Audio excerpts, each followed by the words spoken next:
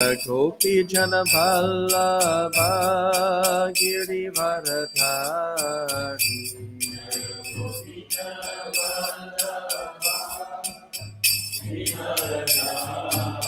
Yashodanandana Prajajana Ranjana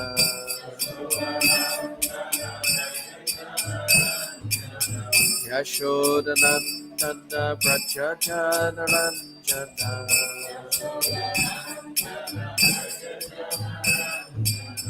Yamuna Tira Vanachari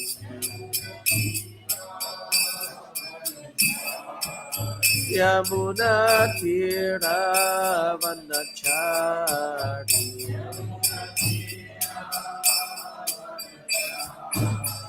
Jaya Radha Madhava Kunja Bihari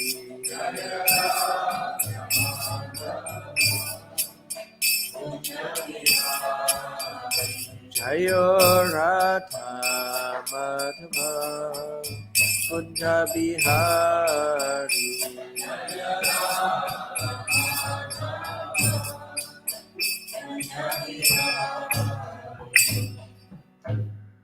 I am Vishnupad Paramahamsa Paravrajapacharya Astottara Sahasra Sri Srimad Divine Grace of Vaitara Naravinda Bhaktivedanta Swami Maharaj Srila Prabhupada Ki Jai Shri Shri Kodanitai Mayapur Shashi Ki Jai Nitai Gaura Pramanandi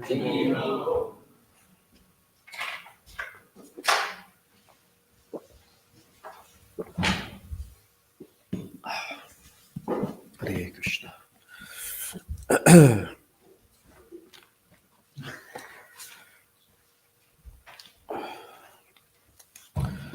So reading from the Srila Prabhupada Lilamrita, Uniting Two Worlds, the final lesson. Of course, Vrindavan also means the state of pure Krishna consciousness. As Advaita Acharya had said of Lord Chaitanya, wherever you are is Vrindavan. And this was also true of Srila Prabhupada. Had Srila Prabhupada passed away in London, New York, or Moscow, therefore his destination would have been the same. As Lord Krishna states in the Bhagavad Gita, one who is always thinking of me, surely he attains to me. But because Vrindavan Dham is the quintessential realm of Krishna consciousness within the universe, the ideal place for departure from this world, so it was yet another exemplary feature of Srila Prabhupada's life that he went back to Godhead with Vrindavan as his last junction. Those Vaishnavas who had taken the vow never to risk leaving Vrindavan could see that Srila Prabhupada, after sacrificing everything, including the benefit of residing in Vrindavan, to deliver fallen souls in the most God-forsaken locations of the world, had returned to the holy land of Vrindavan, and from there had departed for the original abode of Lord Krishna in the spiritual sky. As stated in the Srimad Bhagavatam, anyone who executes service in Vrindavan certainly goes back to home, back to Godhead, after giving up his body. Srila Prabhupada's departure was also perfect because he was chanting and hearing the holy names of God. Thus, the Supreme Personality of Godhead was present at Srila Prabhupada's passing, just as he was at the celebrated passing away of Bhishmadev, who said, "Despite his being equally kind to everyone, he has graciously come before me while I am ending my life, for I am his unflinching servitor." As Lord Krishna came before Bhishmadev, assuring him and everyone else that Bhishma was returning back to Godhead on leaving his body, so the Lord, in his incarnation as of Nam Avatar, the Hare Krishna mantra, was present for Srila Prabhupada's departure. Srila Prabhupada Ki Jai.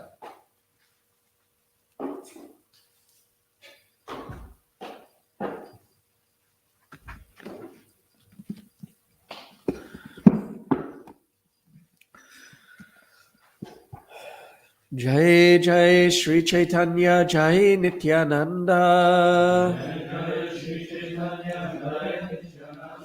Jai Advaita Chandra Jai Gaura Bhakta Vrinda Jaya Jaya Sri Chaitanya Jaya Nityananda Jaya Advaita Chandra Jai Gaura Bhakta Vrinda. Jai Jai Sri Chaitanya Jai Nityananda. Jaya Advaita Chandra Jai Gaura Bhakta Vrinda. So we're reading from the Sri Chaitanya Charitamrta Madhya Leela, and today we're beginning a new chapter, chapter 19. Lord Sri Chaitanya Mahaprabhu instructs Srila Rupa Goswami. So this is the summary at the beginning of the chapter. A summary of this chapter is given by Srila Bhaktivinoda Thakur in his Amrita Pravaha Bhasya. Meeting Sri Chaitanya Mahaprabhu in a village called Ramakeli, two brothers, Rupa and Sanatan, began to devise means to get out of their government service. They appointed some Brahmins to perform Puraschara ceremonies and chant the holy name of Krishna. Srila Rupa Goswami deposited 10,000 gold coins with a grocer, and the balance he brought in two boats to a place called Bakla Chandradweep. There he divided this money among the Brahmins, Vaishnavas, and his relatives, and a portion he kept for emergency measures and personal needs. He was informed that Sri Chaitanya Mahaprabhu was going to Vrindavan from Jagannath Puri through the forest of Madhya Pradesh. Therefore, he sent two people to Jagannath Puri to find out when the Lord would leave for Vrindavan. In this way, Rupa Goswami retired, but Sanatana Goswami told the Nawab that he was sick and could not attend to his work. Giving this excuse, he sat at home and studied Srimad Bhagavatam with learned Brahmin scholars. The Nawab Hussain Shah first sent his personal physician to see what the real facts were. Then he personally came to see why Sanatan was not attending to official business. Knowing that he wanted to resign his post, the Nawab had him arrested and imprisoned. The Nawab then went off to attack Orissa. When Sri Chaitanya Mahaprabhu started for Vrindavan through the forest of Madhya Pradesh, Jharikanda, Rupa Goswami left home and sent news to Sanatan that he was leaving with his younger brother, Anupam Malik, to meet Sri Chaitanya Mahaprabhu. Srila Rupa Goswami finally reached Prayag and met with Sri Chaitanya Mahaprabhu for 10 successive days. During this time, Vallabhabhata extended an invitation to the Lord with great respect. Sri Chaitanya Mahaprabhu introduced Srila Rupa Goswami to Vallabhabhata. After this, a Brahmin scholar named Raghupati Upadhyaya arrived and discussed Krishna consciousness with the Lord. Kaviraj Goswami then extensively describes the living condition of Sri Rupa and Sanatan at Vrindavan. During the 10 days at Prayag, Srila Rupa Goswami was instructed by the Lord, who gave him the basic principles of the Bhakti Rasamrita Sindhu. The Lord then sent Srila Rupa Goswami to Vrindavan. The Lord himself returned to Varanasi and stayed at the home of Chandrasekhara. Text 1. Try and read I think it's Sanskrit. Vrindavaniyam rasakeli vartam kalena luptam nija shaktim utka sancharya rupe vyatanot punasa prabhu vidho prag ivaloka shristim. Before the creation of this cosmic manifestation, the Lord enlightened the heart of Lord Brahma with the details of the creation and manifested the Vedic knowledge. In exactly the same way, the Lord, being anxious to revive the Vrindavan pastimes of Lord Krishna, impregnated the heart of Rupa Goswami with spiritual potency. By this potency, Srila Rupa Goswami could revive the activities of Krishna in Vrindavan, activities almost lost to memory. In this way, he spread Krishna consciousness throughout the world. Jaya Jaya Sri Chaitanya Jaya Nityananda Jaya Advaita Chandra Jaya Gaura Bhakta Vrinda. All glories to Lord Sri Chaitanya Mahaprabhu, all glories to Lord Nityananda, all glories to Advaita Chandra, and all glories to all the devotees of the Lord.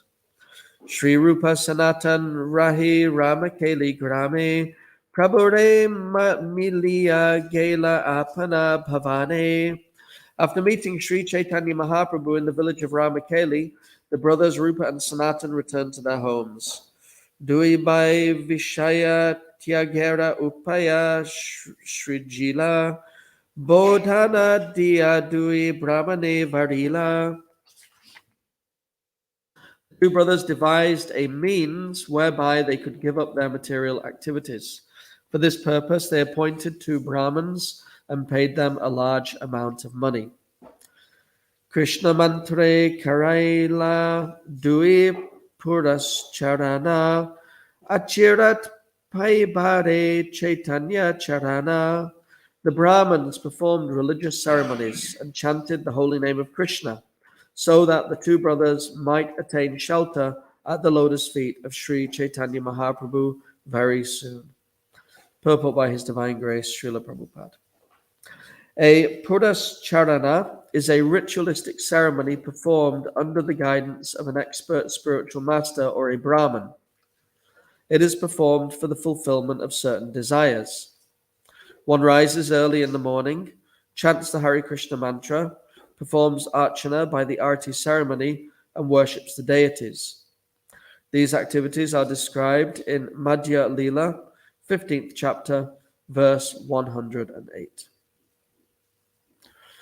Om Agyanatimirandasya Gyananjana Shalakaya Chakshuranmilitam Yena Tasmai Shri Gurave Namaha Shri Chaitanya Manobishtam Stapitam Yena Bhutale Swayam Rupa Kadamayam Dadati Swapadantikam Vandeham Shri Guru Shri Yuta Padakamalam Shri Gurun Vaishnavamscha Shri Rupam Sagurajatam Sahagana Ragunatam Vitam Tam Sajivam Sadvaitam Savadutam Parajana Sahitam Shri Krishna Chaitanya Devam Shri Radha Krishna Padan Sahagana Lalita Shri Vishakam Vitamscha Nama Om Vishnu Padaya Krishna Prasaya Bhutale Srimati Bhaktivedanta Swaminiti Namane Namaste Saraswati Devi Gauravani Pacharane Nirvishesha Sunyavadi Pastichade Shatarane Panchakalpaturubhyascha Kripa Sindhubhevacha Patitanam Pavanebhyo Vaishnavebhyo Namo Namaha Jai Shri Krishna Chaitanya Prabhu Nityananda Shri Advaita Gadadha Shri Vasadi Gaura Bhakta Vrinda Hare Krishna Krishna Krishna Hare Hare Hare Rama Rama Rama Hare Hare. So this is a very important part of the Chaitanya Charitamrta. In fact, it's a very important aspect of the philosophy of the Krishna consciousness movement. When Srila Prabhupada was given the instruction by his own spiritual master, Srila Bhaktisiddhanta Saraswati Thakur, to take the Krishna consciousness movement and to spread it throughout the world, particularly to the English-speaking world. We're just near the end now of the Srila Prabhupada Lilamrita, but and presumably when we finish, we'll go back to the beginning again.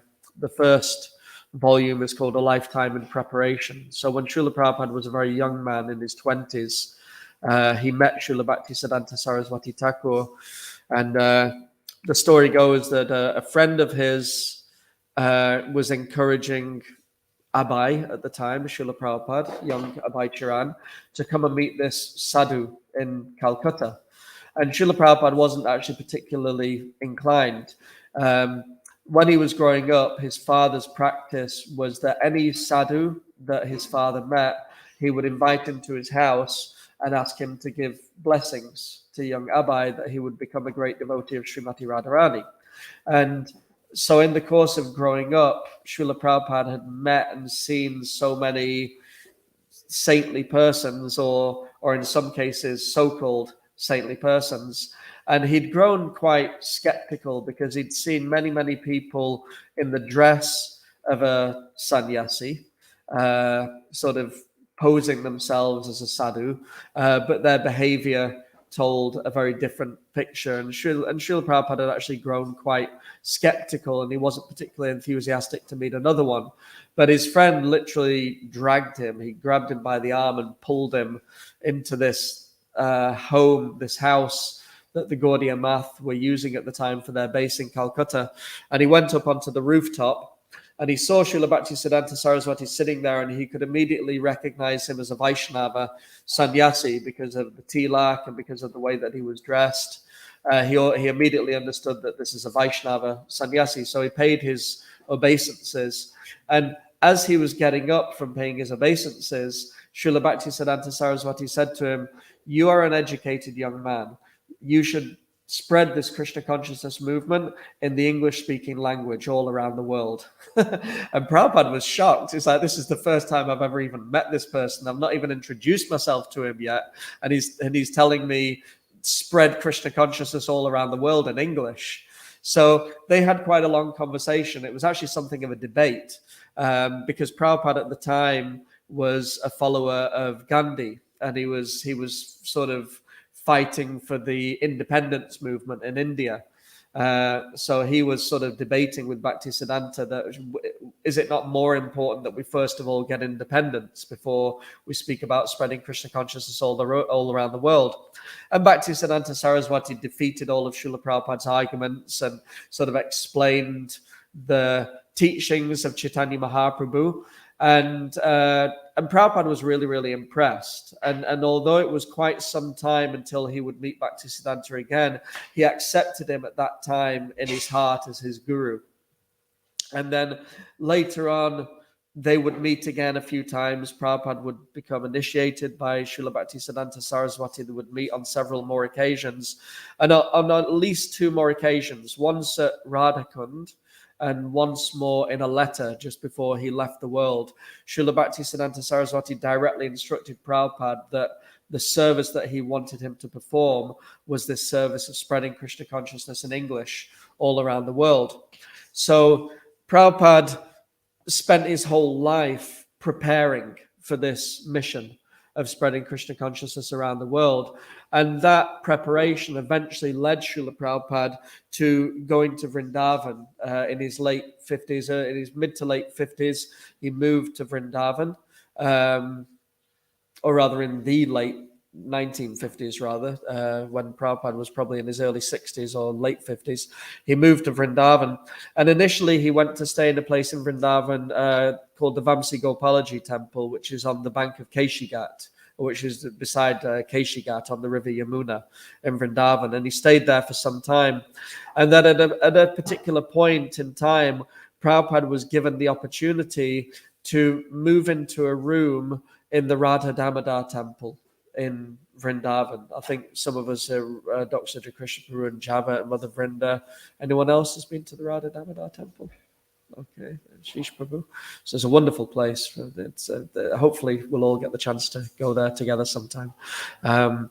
But he stayed in the Radha Damodar Temple for the remainder of his time before he went to New York and then to all around the world.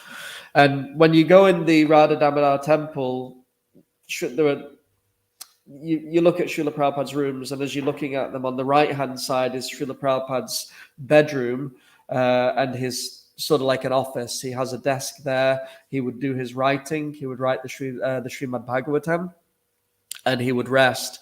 And then the other room he had was a kitchen. And in Srila Prabhupada's kitchen, when you sit at the little window in the kitchen and you look out into, well, at that time it was a courtyard. It's been redeveloped now. It looks very, very different now to how it did when Srila Prabhupada was there. But at that time it was an open air courtyard. And in the center of that courtyard is the Samadhi, the tomb, and the Bhajan Kutir of Srila Rupa Goswami. If you get hold of an old copy of the Nectar of Instruction, then you'll see a photograph, like a nice photograph on the front of Rupa Goswami's Samadhi, on the front of the Nectar of Instruction. Rupa Goswami wrote the Nectar of Instruction, the Upadeshamrita, and the Nectar of Devotion, Bhakti Rasamrita Sindhu.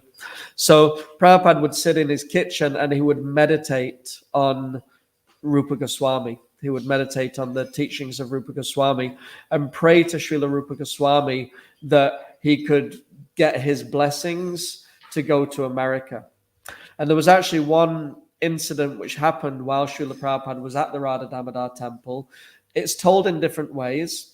Sometimes it's described that it happened, that it was like, there's a saying in Gaudiya Vaishnavism, on the pretext of a dream. There's this expression, on the pretext of a dream. And what it means is that when very, very elevated saintly personalities rest, then sometimes in their resting condition, then at that time they enter into a state of consciousness where they're actually able to interact with previous acharyas, with the Lord directly. So some say that it was on the pretext of a dream, and others say that it was actually while Srila Prabhupada was sitting in his kitchen directly, looking at the Bhajan Kriya. But either way, Prabhupada saw Rupa Goswami come out of his bhajan, out of his samadhi, and walk around into Srila Prabhupada's rooms, and he spoke directly to Srila Prabhupada. He said, now the time is right. Now you're ready to go to the West. And the next day, Srila Prabhupada revealed this to some of his confidantes in Vrindavan. He said, now I have received the blessings of Srila Rupa Goswami and the blessings of my own Guru Maharaj. Now it's time to go. And then shortly after that time, Prabhupada did come to America. So we are known as Rupanugas. We are known as followers of Srila Rupa Goswami. Sri Chaitanya Manobishtam Stapitam Yena Bhutale Swayam Rupa Kadamayam Dadati Swapadantikam. When will Srila Rupa Goswami, who has established within the material world the mission to fulfill the desire of Lord Chaitanya, give me shelter under his lotus feet? So we're followers of Srila Rupa Goswami. Sri Chaitanya Mahaprabhu is the Yuga avatar. This is the particular form of Krishna who we worship and take shelter of, and whose names and glories we chant and whose teachings we follow in the age of Kali Yuga. And following the disappearance of Sri Chaitanya Mahaprabhu from the material world, he particularly empowered Rupa Goswami to be the head of the Sampradaya, to assimilate and disseminate the teachings of Lord Chaitanya throughout the world. So Lord Rupa Goswami, along with Sanatana Goswami, along with the other Goswamis, they made their base of operations in Vrindavan, particularly, the Radha Damodar temple was established by Srila Jiva Goswami, who was the youngest of the 6 Goswamis, but still that became the headquarters of Gaudiya Vaishnavism. Of course, the Goswamis, they also established other temples. Srila Raghunath Bhatta, Gopal Bhatta Goswami established the Radha Raman temple. If you go in Vrinda Devi's room, you'll see this nice portrait of Radha Raman on the wall as you walk in. So this temple was established by Gopal Bhatta Goswami. Sanatana Goswami established the Radha Madan Mohan temple. And Rupa Goswami established the Radha Govinda temple. But the Radha Damodar temple of Srila Jiva Goswami, this became the headquarters of Gaudiya Vaishnavism. And it was in there that the Goswamis, they would meet, they would discuss the teachings of Chaitanya Mahaprabhu, and they would write their books. So the teachings that we're going to hear in this chapter, or even in the following chapters, I think maybe it covers... is it more than one? Anyway, it's at very least it's one very big chapter. It's one very long chapter, the Lord's teachings to Srila Rupa Goswami. And so these teachings, they are like the seed, very big seed. It's a big chapter. There's a lot of information in there. But these are the seed of of what would become the books of Srila Rupa Goswami. Particularly the book which Rupa Goswami is most sort of known for is the Bhakti Rasamrita Sindhu, which Srila Prabhupada, he gave that as the nectar of devotion. A few days ago, it was nice. I was in the kitchen and I was taking the prasadam after the offering into the prasadam hall, and Javat Vasi and Mother Vrinda, they were in the prasadam hall, and Javat was reading out loud from the preface of the Nectar of Devotion. And then just as I got in the room, he read this really wonderful section in the preface where Srila Prabhupada says, anyone who takes advantage of these teachings will become very solidly situated in Krishna consciousness. So anyone who takes advantage of the teachings of the Nectar of Devotion, the teachings of Srila Rupa Goswami, will become very, very solidly situated in Krishna consciousness. And Srila Prabhupada actually instructed his disciples that he wanted them to know the Nectar of Devotion off by heart. I don't know anyone who knows the Nectar of Devotion off by heart. It's a very complex book.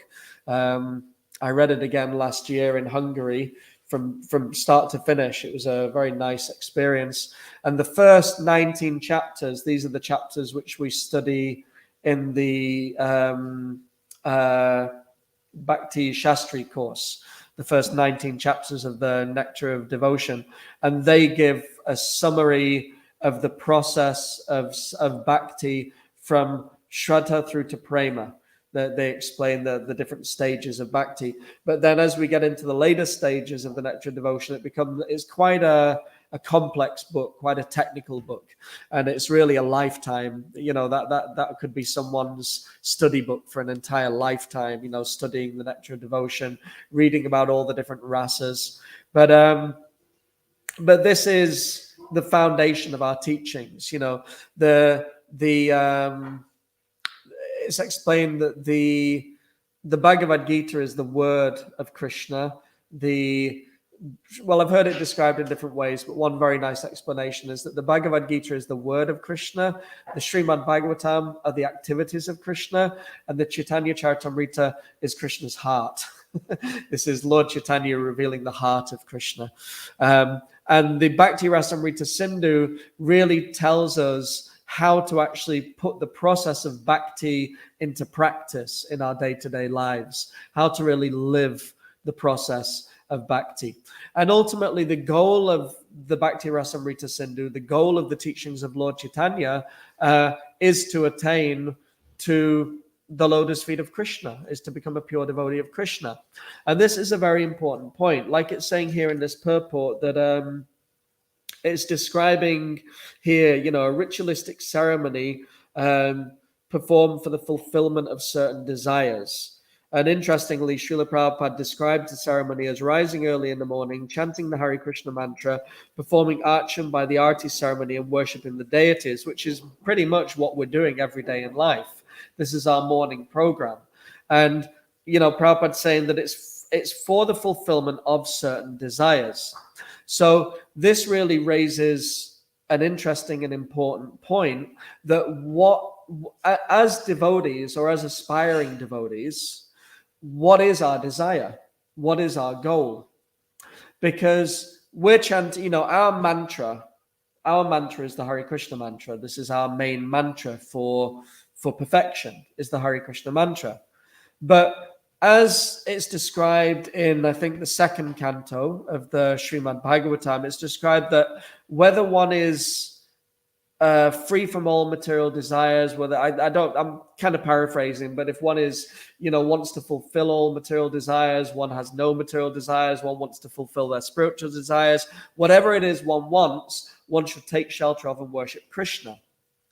So, and we learn throughout Srila Prabhupada's teachings that the Hare Krishna mantra, particularly within that mantra, we can worship Krishna in many, many different ways. For instance, Srila Prabhupada sometimes describes that Rama in the Hare Krishna mantra can refer to Lord Ramachandra, can refer to Lord Balaram, can refer to Krishna, who is Hare is Radharani, but also the goddess of fortune, Lakshmi Devi, Sita Devi. So everyone is present within the Hare Krishna Mahamantra. And depending on what is our actual mood, what is our goal, what is our desire, what is our sankalpa, then that will determine what it is that we get from chanting Hare Krishna. The result is determined in many ways, or the result is determined in a large part by what is our personal internal motivation and meditation. It's not that, we can come into the temple room and we can look at the devotees chanting japa. Externally, everyone's doing the same thing. Everyone's sitting down, or in my case, running wildly backwards and forwards across the temple room in the mode of passion. But most of you are sitting down very, very peacefully, chanting the Hare Krishna Mahamantra. Externally, it appears that everyone's doing the same thing. But depending on what's going on internally, that will be a large part of what you get from chanting the Hare Krishna Mahamantra. Who can say just very, very in a nutshell, what is the translation that Srila Prabhupada gives for the Hare Krishna Mahamantra? Prabhupada translates, this is the meaning of the Mahamantra. How does Prabhupada describe it generally? Can anyone say? Ashish? Make an attempt to. It's very simple. To revive our original Krishna consciousness. Well, that's the big purport. But when he just gives a translation, this is what the Hare Krishna mantra means. Do you have it, Vasi Prabhu? Energy of the Lord, for Supreme Personality of Godhead, blessed one, Lord, please engage me in your devotions. Yeah, please engage me in your service. Krishna, please engage me in your service. This is what we're doing. When we're chanting Hare Krishna, we're praying, please engage me in your service. So, what does that really mean? Please engage me in your service. Particularly, as young devotees, when we are young devotees, and, we may be quite strongly influenced by the modes of material nature, maybe even influenced by the lower modes of material nature. The mode of passion may be there, maybe even the mode of ignorance is there a little bit. So it's very important, part of the process of Krishna consciousness, particularly in our formative years, is sort of burning off that mode of passion and rising up, hopefully, at least somewhat to the mode of goodness, so that we're in a better position to be able to practice Krishna consciousness. And so because the modes are very prominent, then it's important that we just keep engaged in a very positive way. We can't just sit down, chant 64 rounds a day, or read all day long. It's just not possible when we're at that stage. Maybe now and again, maybe once a week, once a fortnight, once a month, something like that. But to do that day after day after day after day is difficult when the modes are very, very, very, very prominent. So we need to be engaged in service. And plus we're a mission, we have a big facility here. We have a worldwide mission. So there's a lot to get done. There's preaching to be done. There's maintenance to be done. All these things have to be done. And this is part of our service. Part of our service is to help maintain and get things done for the sake of forwarding the mission of Sri Chaitanya Mahaprabhu. But we should also understand that when we're saying, please engage me in your service, sometimes we're thinking, I'm chanting Hare Krishna because I want to be engaged in service. So please give me potatoes to scrub, vegetables to chop, weeds to pull, walls to paint, floors to fix, cars to top up the levels on, books to distribute. I want service. So Hare Krishna, please engage me in your service. I need service to be done. And it's a fact, we do need service, and there is a lot of service to be done. But, the deeper import, the deeper meaning of the Hare Krishna Mahamantra, when we're saying, my dear Lord, please engage me in your service, what the mood that we're really trying to develop, the internal meditation, the internal goal that we're trying to establish as to become our actual meditation while chanting Hare Krishna is, my dear Lord, please allow me entrance into your eternal service, in your eternal abode of Sri Vrindavan Dham. This is the real meaning of please engage me in your service. And the teachings of Sri Chaitanya Mahaprabhu, the teachings of Srila Rupa Goswami, the teachings of Srila Prabhupada, who has taken all of these teachings and assimilated them all within his purports in a language which a modern day audience can understand, is really to bring us to this ultimate point of establishing clearly this internal goal, this internal meditation of attainment on the lotus feet of Krishna. When we read the teachings of Srila Rupa Goswami, the Bhakti Rasamrita Sindhu, is one of the reasons why, or the main reason actually, why Srila Rupa Goswami, of all the Goswamis, and Rupa Goswami isn't even the eldest of the Goswamis. Srila Sanatana Goswami is Rupa Goswami's older brother. And Rupa Goswami considers Sanatana Goswami his guru. So why is it particularly that Srila Rupa Goswami, of all the Goswamis, is considered the leader of the Goswamis? And it's because the particular teachings which Rupa Goswami is presenting are establishing, he's our Rasacharya. He's establishing these different relationships with Krishna. Because what's happening as we're going on in Krishna consciousness is, if we're practicing properly, then ideally we're boiling down these teachings. You know, and initially we just want a relationship with Krishna. We just want to be Krishna's servant.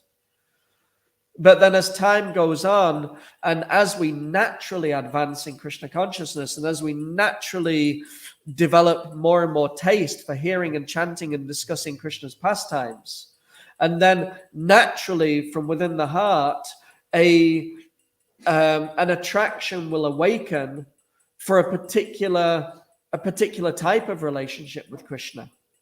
Srila Prabhupada describes this right in the introduction to the Bhagavad Gita. So it's not a secret, it's not a confidential thing. Right in the introduction to the book which we're trying to distribute most widely, Srila Prabhupada says this is a very big subject, but briefly, one can be a relationship with Krishna in one of 5 ways. One can be a relationship as in a passive state, in an active state as a servant, as a friend, as a parent, and as a conjugal lover. So these are these different relationships which exist. And as we go on in our Krishna consciousness, and as we hear more and more and more about these different relationships, which are all there explained in the Srimad Bhagavatam, we're hearing about the servants of Krishna, we're hearing about the friends of Krishna, like the cowherd boys, we're hearing about the parents of Krishna, Mother Yashoda, Nanda Maharaj, and his elders, like the elders of Vrindavan. We're hearing about the gopis of Vrindavan, Srimati Radharani, Lalita Vishaka, all these gopis. As we're hearing more and more and more about these different relationships, and as we're hopefully chanting in the correct way, and as we're hearing and discussing in the correct way according to our qualification, then gradually,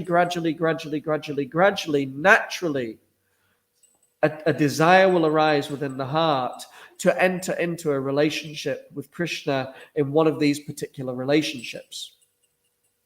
And then the teachings of Srila Rupa Goswami, they actually tell us how we can do that. They teach us how we can, the Bhakti Rasamrita Sindhu is the science of how to actually enter into this relationship with Krishna. So right now, we may not be at a stage, and we certainly shouldn't presume to be at a stage without the guidance of our spiritual masters. But under their guidance, we want to try and come to this point. And initially, even though there may not be any idea of what it is, and ultimately, we also want to develop this mood of Krishna. What is the relationship that you want me to serve you in? Sometimes we think, I want to be a gopi. I want to be a cowherd boy. Yeah, I want to be a cowherd boy. That sounds fun. But actually, what does Krishna want me to do? How does Krishna want me to serve him? Maybe Krishna would prefer that I'm sitting on his windowsill as a bird singing nice songs. Who knows? Who knows what Krishna wants? But, under the guidance of our guru, then gradually over a lifetime, maybe even more, we're trying to awaken from within the heart. What is this? How is it that I want to serve Krishna? Or how is it that Krishna wants me to serve him? And by hearing and discussing both the teachings of Srila Rupa Goswami and Chaitanya Mahaprabhu, and also the many, many pastimes, because not only the Srimad Bhagavatam, if we read the Nectar of Devotion, so many pastimes are described in there. Pastimes of Vrindavan. For every rasa that Rupa Goswami describes, he describes an example of a particular incident which takes place either in Vrindavan or Dwarka or Mathura, where that particular relationship or that particular aspect of rasa is highlighted or illustrated. So by hearing these pastimes, by hearing these teachings, then this will gradually awaken within our heart a desire to serve Krishna in a particular way. But even in the very, very, very, very beginning of our devotional service, when we have no idea of who we are and what we are and how it is that Krishna wants us to serve him, at least we should try and establish from within our heart, my dear Lord, please let me serve you eternally. Please allow me entrance into your spiritual world to serve you there eternally. This is the real meaning of please engage me in your devotional service. Please allow me. And Srila Prabhupada has given this as the motto of the Krishna consciousness movement. Back home, back to Godhead. This is our goal. He established the sankalpa for every devotee of the Krishna consciousness movement in 3 words: back to Godhead. So this is our goal. So by hearing these teachings of Rupa Goswami, hopefully this will inspire us. Hopefully this will encourage us to enter more deeply, at least according to our qualification, on this goal of going back to Godhead. We don't want to remain in the material world. So we'll stop there. If anyone has any, or if anyone online has any reflections or comments, then please type them in and share them. If anyone in the temple room has any reflections or comments or anything that they would like to sort of share or discuss, anything at all before we stop for our service. Mahaprabhu? Thank you very much for us. I don't know, for some reason this flashes in my head is, what is the relationship between so much interaction? Well, there's definitely interaction. Lord Nityananda's presence. Oh, actually, a really nice example actually is Jiva Goswami. When Jiva Goswami was personally taken on parikram of Navadvip Dham by Nityananda Prabhu. Nityananda actually took Jiva Goswami and took him on the whole entire parikram of Navadvip. And now when we go on, I've never actually done Navadvip. Has anyone here, Vrinda or Javat or Adoksha, have you done Navadvip Dham parikram? Javat Vasi. So the route that's taken is the route that was taught by Nityananda Prabhu to Jiva Goswami. So that's one example of direct interaction between Nityananda Prabhu and the Goswamis. We can also see when we read Chaitanya Charitamrta that certain pastimes that were taking place, such as Rath Yatra, Nityananda Prabhu was there, as well as Rupa Goswami and other of these devotees.